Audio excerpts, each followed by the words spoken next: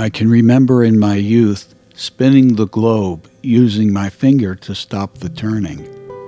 Then I would look to see where my finger landed and maybe go over to the encyclopedia to read about that place I had pointed to. It's just one of the many self-teaching games that a child can play when left alone in a stimulating environment. One day, my finger pointed to an area of nothing. It was this enclosed area where they printed the maker and the model of the globe. It would have been a section of the Pacific Ocean, but now it was nowhere. There would be no information about this in any book, so I had to go there myself. I found an island where the weather seemed pleasant and people seemed very busy at work tending to their gardens. Everyone on the island seemed beautiful, but not necessarily in a very physical, commercialized way. I asked a woman there to tell me about her island, but she did not speak my language. She also did not speak words. She sang. Using various syllables, she danced and drew pictures to express herself. She communicated some questions to me. She asked if I was alone, but she was also asking if I was sent by anyone and who knew I was here.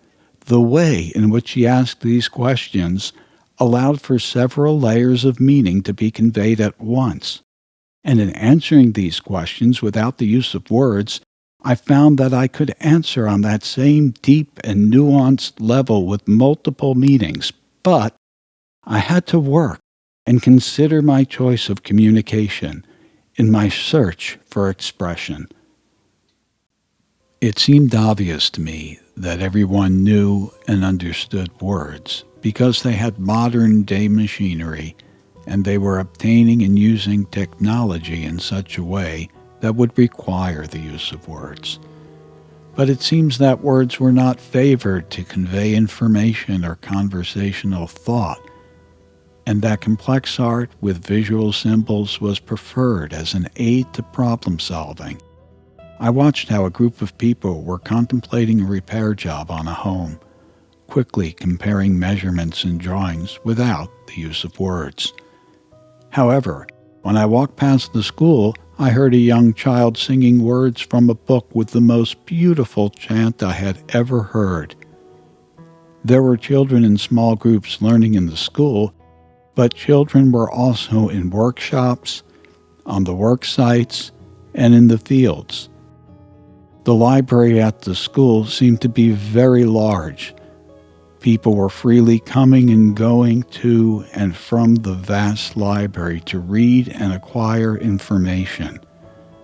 There was a source of energy, but no television, radio, advertisements, political forums, or photos of people's faces. I saw how food was grown and stored, not manufactured and packaged. As I was walking around to familiarize myself with this place, the weather started to change. Strong winds started to blow. I saw the people all acting together to secure loose objects. Then they started to head towards safe shelters, making sure everyone was included. The lady I had communicated with grabbed my arm and led me to the safe shelter where a group was congregating. It seemed they were very used to these storms coming and going. Everyone knew exactly what to do.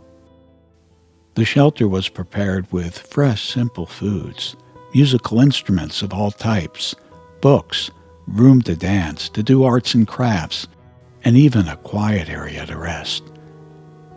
It seems to me that no one was trying to get ahead of anyone else here. I sense this place was ruled by simple ideas and simple concepts, and it had been that way for a very long time. Everyone had worked, and now, in a time of trouble, it was a time to rest. I had to return from my world in this magical globe to attend the dinner table, but this was a good place to go during a bad time, and I hope to find this place in my encyclopedia someday.